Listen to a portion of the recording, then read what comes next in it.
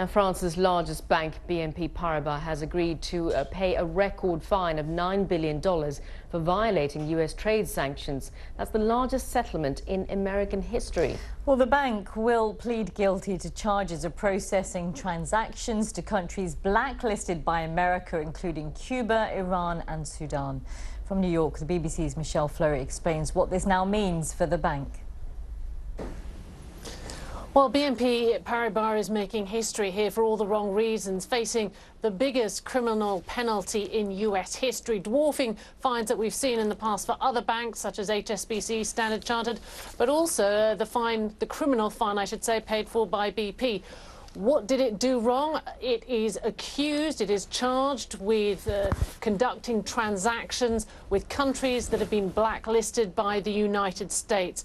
The majority of these contracts involve those with oil, related to oil, and they were carried out with countries such as Sudan, countries that the regulators here say are sort of behind human atrocities and terrorism. That's why they've been blacklisted by the US, and the bank helped entities circumvent those sanctions.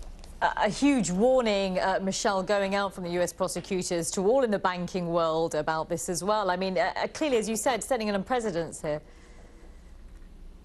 It is. They've gone further than we've seen previous banks being fined in the past. There isn't just the money aspect to all of this. The bank has agreed to plead guilty. This is pretty rare in banking circles here. It can, in some cases, lead to the loss of a banking license, which would be hugely important given how much business is done around the world in dollars.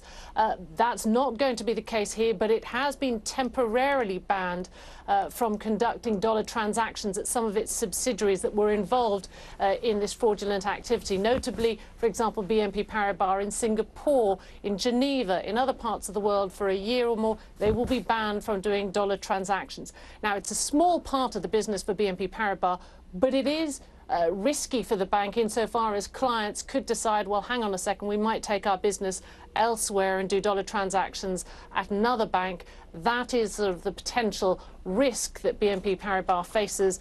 In addition to the reputational loss, of course, and the fine we're seeing, it is also having to see the departure of 13 employees. Michelle Fleury reporting there, and except for viewers in North America and the UK, do stay tuned for Asia Business Report. We'll be looking at how the Asian markets are reacting to that news. That's coming your way in around 20 minutes' time. Now let's just catch up with some of the day's other news. In the Ukraine